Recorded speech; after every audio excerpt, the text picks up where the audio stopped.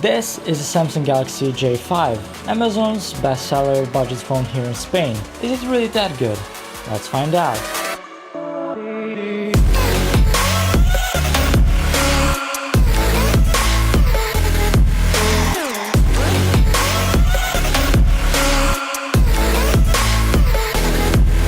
This June, Samsung renewed their J lineup, which is their low-range lineup. Just in case you're lost, the J series is their low-end lineup, the A series is the mid-range, and the S in the high-end lineup. Really, someone has to teach them the alphabet. And today we're looking at the mid-range from the low-end lineup. Bring back the blackboard. So, Samsung really weren't joking when they named the lineup Galaxy. If you don't believe me, you just have to check how many pages of Galaxy phones are on GSM Arena. Anyways, their main four lineups are the J, which is their low end, the A in the mid-range, the S in the high end, and the Note for the prosumers. And in the first two lineups they have three choices in each category, like a low, mid, and high end in each category. It's confusing. So today we're looking at the mid-range from the low end. Do you get it? Never mind. Design-wise, they made a big step up from the last generation. They finally made the jump from plastic in the low-end lineup as well. So we have metal and glass combination here that I have to say I really like. It feels good and premium in the hand, things that couldn't have been said about the last two generations. Honestly, it's one of the most comfortable phones I've ever held. It is a bit slippery, but I don't care, it feels great. I don't like the back of the phone though. The antenna lines, the camera layout, and that garbage can again. I don't know, it just looks stupid to me. The back is a fingerprint magnet as well. It gets dirty and ugly pretty quickly. Turning it to the sides, we have the power button on the right side, which is perhaps too clicky for my taste, and the speaker. I know it's a weird position, but I'll talk more about it later on. On the left side we have the separated volume rockers, and we have one SIM tray and one microSD/SIM hybrid tray. That's really nice. On most phones you have one hybrid slot and you will have to choose between using both SIM cards or one SIM with a microSD card. Here you can use all three at the same time. Good job here, Samsung. And finally on the front we have the front-facing camera, which is not centered for some weird reason. An LED flash, I know, lots of surprises here. And we have physical button/fingerprint sensor and two capacitive buttons in between. I like the position of the fingerprint sensor. It's natural when you hold your phone in your hand, and I enjoyed a lot being able to unlock the phone when it was on a surface. The actual fingerprint sensor is pretty good, it's as fast as my Redmi Note 4. Two things I have to say about the buttons. First of all, the capacitive buttons are not illuminated, and I don't like this at all. Really, Samsung, you managed to put a flash for the selfie camera, but you couldn't put two small LEDs to illuminate the buttons? For me, it just doesn't make any sense. And second of all, I personally don't like the combination of one physical button and two capacitive ones. I always end up touching the home button and wondering why it doesn't work, or pressing the side capacitive ones too hard. I don't know, it just might be me. And finishing the design part, on the bottom we have the micro USB port. Sadly no USB-C here, but we have a headphone jack, so we should be grateful for that. Going inside this phone we have an Exynos 7870 octa-core processor running at 1.6 GHz accompanied by the Mali T830 graphics.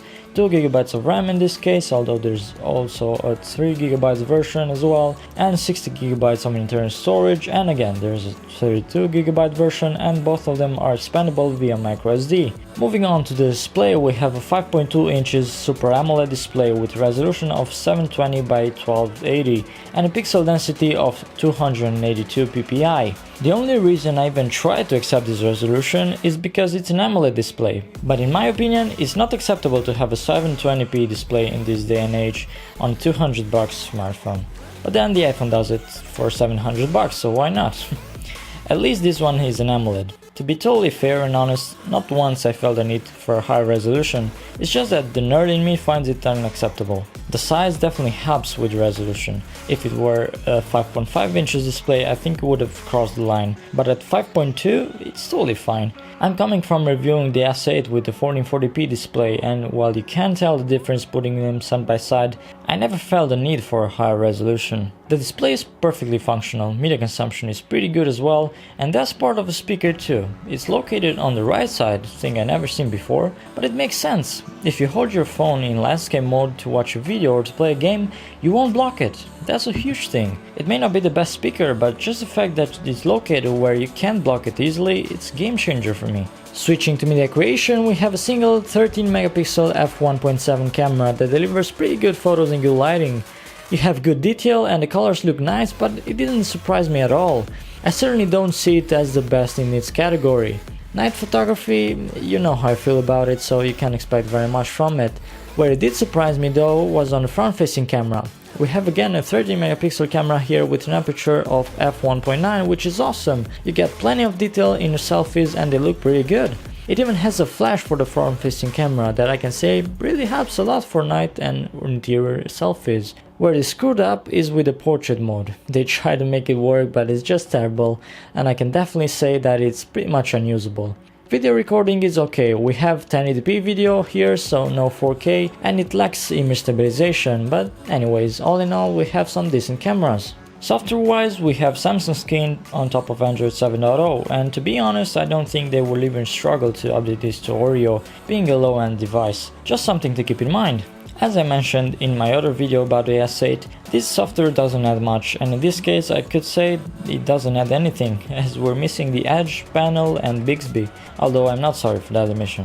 Instead we have Update, which I can't believe that is really worse and more useless. But anyways, Google Launcher and end of the story. Let's talk about the performance. I have to say, this Exynos processor really packs some good performance.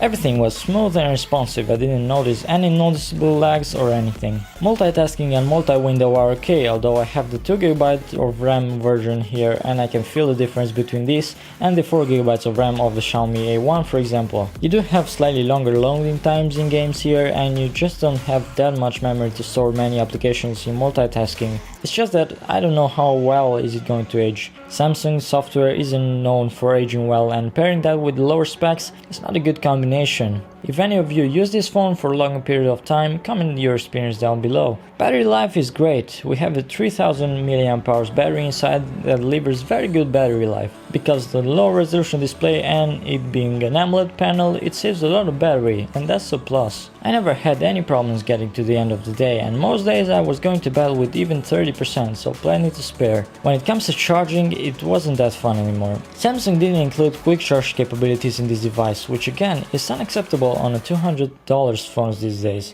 but I guess they had to differentiate the A series with something.